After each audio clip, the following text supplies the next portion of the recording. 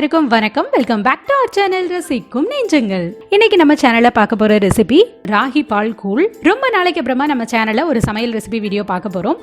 இது ரொம்ப சூப்பரான, சுவையான, முக்கியமா ஆரோக்கியமான ஒரு ரெசிபி அப்படின்னு சொல்லலாம். பட் சில குழந்தைங்களுக்கு நம்ம என்னதை தான் கொடுத்தாலுமே அவங்க வந்து உடம்பு தேரவே செய்யாது, பார்க்கறதுக்கு ஒல்லியாவே இருப்பாங்க. அந்த மாதிரி குழந்தைங்களுக்கு நீங்க இந்த ரெசிபியும் செஞ்சு கொடுத்தீங்க அப்படின்னா 100% ஷுவரா அவங்களோட உடம்பு வந்து நல்ல ஆரோக்கியமான முறையில் நல்லா தேறி வரும். இது எப்படி பண்றதுன்னு பார்க்கலாம். பட் அதுக்கு முன்னாடி as usual thought of the டே.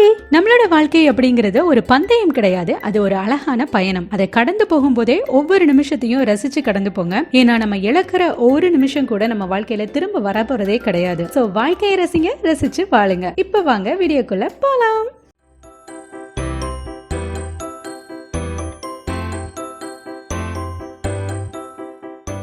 இது பண்றதுக்கு தேவையான அளவுக்கு நீங்க எத்தனை குழந்தைங்களுக்கு செய்யுங்க, எந்த வயசு குழந்தைங்க செய்றீங்க அப்படிங்கறத பொறுத்து தேவையான அளவுக்கு ராகி எடுத்துட்டு அதை நல்லா கிளீன் பண்ணிக்கோங்க. தூசி எதுவும் இல்லாம நல்லா சுத்தம் பண்ணிட்டு அதுல மூழ்கிற அளவுக்கு தேவையான அளவு தண்ணி சேர்த்துட்டு ஒரு 4 அல்லது 5 பாதாம் உள்ள சேர்த்து அதை ஒரு குறைஞ்சது ஒரு 5 to 6 மணி நேரம் நல்லா ஊற விட்டுருங்க. நான் இது பெரும்பாலும் காலையில தான் பண்ணுவேன். சோ அதனால இதை நைட்டு வந்து நான் ஊற வச்சுப்பேன். இப்ப பாத்தீங்கன்னா மறுநாள் காலையில இது நல்லா ஊறிடுச்சு. இப்ப இதுல இருக்கிற தண்ணியை வடிச்சிட்டு இதை வந்து நம்ம ஒரு மிக்ஸி ஜார்ல மாத்திக்க போறோம். அந்த தண்ணியை அப்படியே வச்சுக்கோங்க.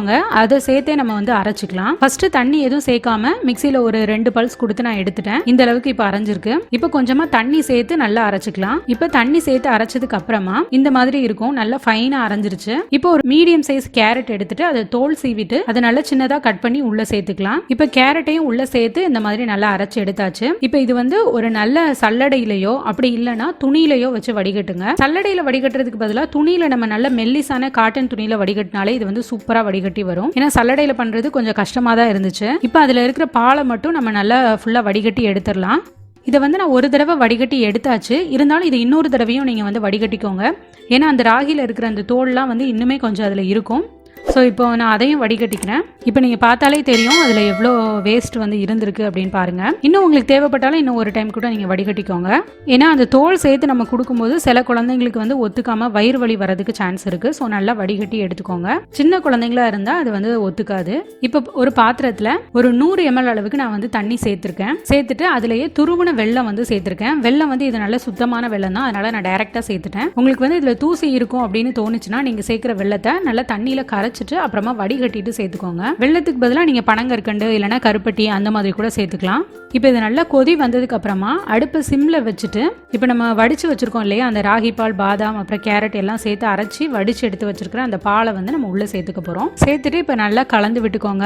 சிம்ல இருந்த தீயை வந்து நீங்க இப்போ மீடியம்ல வச்சுக்கலாம். அது லைட்டா நல்லா கொதிக்க ஆரம்பிக்கும். அப்படி கொதிக்க ஆரம்பிக்கும் போதே உங்களுக்கு தெரியும் லிக்யூடா இருக்கிறது வந்து கொஞ்சம் கொஞ்சமா அப்படி கட்டி ஆகும். நல்லா அப்பப்போ இதை வந்து கிளறி கொடுத்துட்டே இருங்க. அப்படி இல்லைன்னா அடியில வந்து பிடிச்சிரும். ஸோ இப்போ நல்லா கொதிக்க ஆரம்பிச்சிருச்சு. இப்போ நல்லா நம்ம கிளறி விட்டுட்டே இருக்கும்போது சூப்பரா நல்லா அப்படியே திரண்டு வர ஆரம்பிச்சிரும். இப்போ பாத்தீங்கன்னா நல்ல சூப்பரான கலர்ல அழகா வந்துருச்சு. நல்லா சூப்பரா கெட்டியாகி வந்துருச்சு. இப்போ இதுல தேவையான அளவு நெய் சேர்த்துக்கோங்க. நான் ஒரு 3.5 வயசு குழந்தை கொடுக்கறதுக்காக நான் கொஞ்சம் எக்ஸ்ட்ராவே நெய் சேர்த்திருக்கேன். உங்களுக்கு தேவைப்பட்டா நீங்க வந்து கம்மியா கூட சேர்த்துக்கலாம், ஒன்றும் ப்ராப்ளம் இல்லை. பட் நெய் வந்து குழந்தைங்களுக்கு சேர்த்து கொடுக்கறது ரொம்பவே நல்லதுதான். இதை ஃபர்ஸ்ட் பார்க்கும்போது உங்களுக்கு ரொம்ப நெய்யா இருக்கிற மாதிரி தெரியும். பட் அது வந்து கொஞ்சம் நேரம் ஆக நல்ல நெய்யெல்லாம் உள்ள இழுத்துட்டு நல்ல சூப்பரா வந்து தனியா நெய் தெரியாம நல்லா உள்ள இழுத்துரும். இது வந்து நீங்க குழந்தைங்களுக்கு கொடுக்கும்போது அவங்க ரொம்ப என்ஜாய் பண்ணி சாப்பிடுவாங்க. ஏன்னா இது வந்து விழுங்குறதுக்குமே இது வந்து ரொம்ப ஈஸியா இருக்கும். இப்ப பாருங்க, உங்களுக்கே தெரியும் அந்த ஸ்ட்ரக்சர் வந்து அதோட எப்படி வந்திருக்கு அப்படின்னு. சூப்பரா இருக்கும். இது குழந்தைங்க தான் சாப்பிடணும் அப்படின்ட்டு இல்லை, பெரியவங்களும் சாப்பிடலாம்.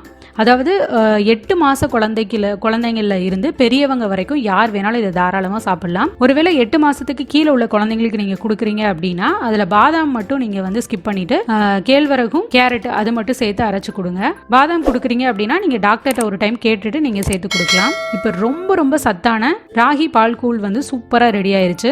இது நீங்க குழந்தைங்களுக்கு ஒரு கரெக்டா ஒரு 20 நாளே நீங்க கொடுத்து பாருங்க, சூப்பரான ரிசல்ட் தெரியும். நல்லா 100% ஷுவரா அவங்க வந்து நல்ல தேறி வருவாங்க. ரொம்ப ஆரோக்கியமானதும் கூட. இது எங்க பாட்டி, அம்மா எல்லாருமே வந்து பாரம்பரியமா அவங்க குழந்தைங்களுக்கு கொடுத்து வளர்த்ததுதான். ஸோ யாருனாலும் தாராளமா பயப்படாம இதை வந்து நீங்க ட்ரை பண்ணலாம். கூடவே ஒரு டிப் என்ன அப்படின்னா, இது ரொம்ப சில்லுன்னு ஆக்கிட்டு கொடுக்காதீங்க. ஒரு லைட்டா வார்மா இருக்கும் போதே கொடுங்க. அப்பனா அந்த டேஸ்ட்ல வந்து அவங்க நல்லா சாப்பிட்டுப்பாங்க. ரொம்ப சில்லுன்னு ஆக்கி கொடுக்க வேண்டாம். ஓகே, அவ்வளவுதான். சூப்பரான ரெசிபி வந்து உங்களோட ஷேர் பண்ணியிருக்கேன். கண்டிப்பா எல்லாருமே ட்ரை ட்ரை பண்ணி பாருங்க. அவ்வளவுதான். இந்த வீடியோ உங்களுக்கு பிடிச்சிருந்துச்சு அப்படின்னா குட்டியா லைக் கொடுங்க. இந்த வீடியோ யாருக்காச்சும் யூஸ்ஃபுல்லா இருக்கும் அப்படின்னு தோணுச்சுன்னா கண்டிப்பா உங்க ஃபேமிலி அண்ட் ஃப்ரெண்ட்ஸோட ஷேர் பண்ணுங்க. அண்ட் இந்த வீடியோ பத்தின உங்களோட கருத்துக்கள் என்னென்ன அப்படிங்கறத மறக்காம கமெண்ட்ல கீழே சொல்லுங்க. முக்கியமா நம்ம சேனலை சப்ஸ்கிரைப் பண்ண மறக்காதீங்க. சப்ஸ்கிரைப் பண்ணிட்டு கூடவே இருக்கிற பெல் ஐகானை கிளிக் பண்ணி ஆல் அப்படின்ற ஆப்ஷனையும் கொடுத்துக்கோங்க. அப்பதான் ஃபியூச்சர்ல அப்டேட் பண்ணக்கூடிய ஒவ்வொரு யூஸ்ஃபுல்லான வீடியோட நோட்டிபிகேஷனும் உங்களுக்கு தவறாம வந்து சேரும். இன்னும் நிறைய நல்ல வீடியோஸ்லாம் மிஸ் பண்ணாம பார்க்கணும் அப்படின்னு நினைச்சீங்க அப்படின்னா கண்டிப்பா சப்ஸ்கிரைப் பண்ணி வச்சுக்கோங்க.